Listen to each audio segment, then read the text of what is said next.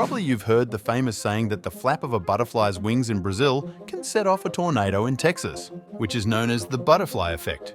How can such a thing be possible? The butterfly effect and chaos theory are two fascinating topics we will examine today. Let's see what it means and how it affects our lives in this strange world.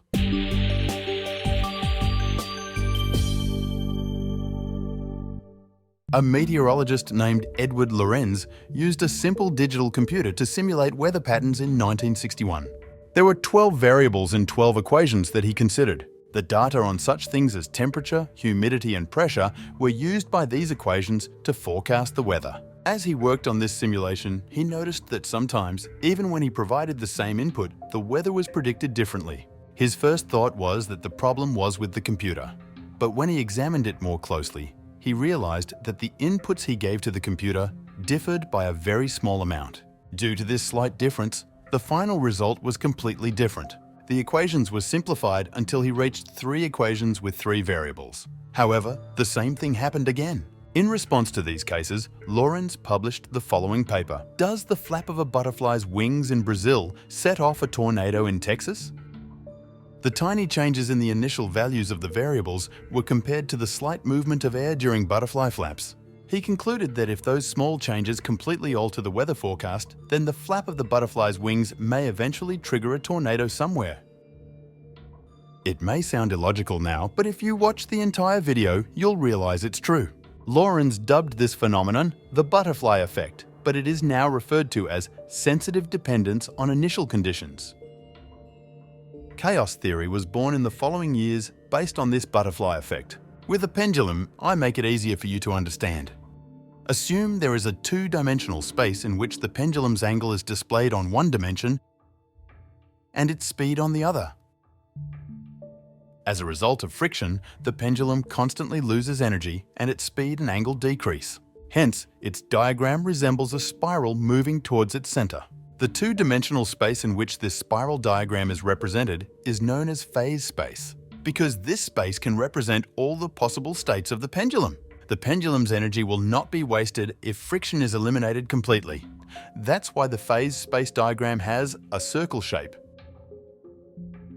In the presence of friction, there is an important aspect to consider. The pendulum's final state is independent of the initial conditions. Regardless of where it is dropped, it will eventually stop vertically. It is a predictable system. Now, let's add another pendulum to the bottom. Despite its complex movement, its final state can still be predicted. No matter where we release it, it will eventually hang vertically. However, the situation changes if friction is eliminated. No matter where it is released, it travels a chaotic path, which is different every time. Using a computer program, I have defined 2 of these double pendulums without friction. The initial conditions are the same, but one of them is 100,000th of a degree higher. So, there is very little difference between their initial situations. With the naked eye, it is impossible to see. I released these 2 at the same time.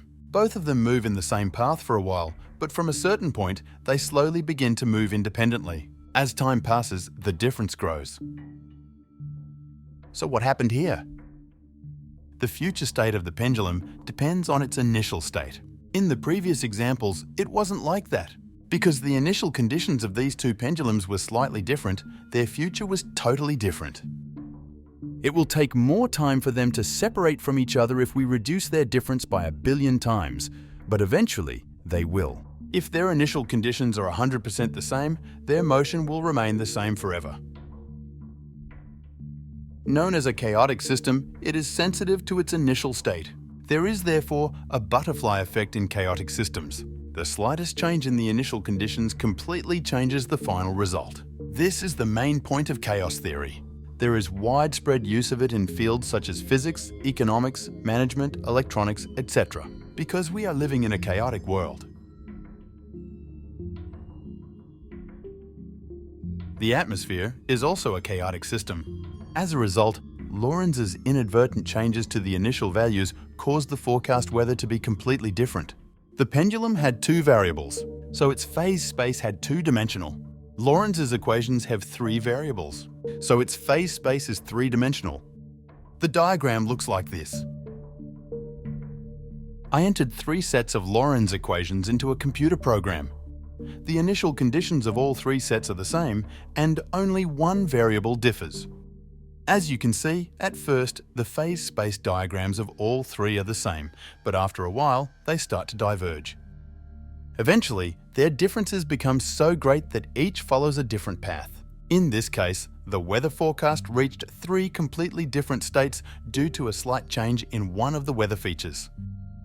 This is why meteorological organizations usually do not forecast for more than a week, because the weather is a chaotic system. In fact, the universe is a chaotic system.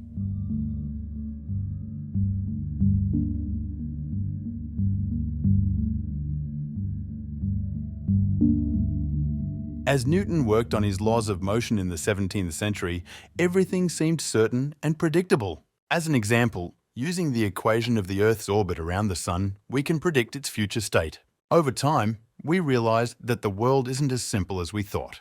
Newton's equations work if we only consider the Earth's orbit around the Sun. Adding another object, such as the Moon, considerably complicates the matter.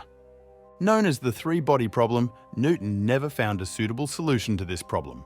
Scientists then concluded that since this is a chaotic system, it is impossible to predict its future accurately, similar to the examples we saw about single and double pendulums.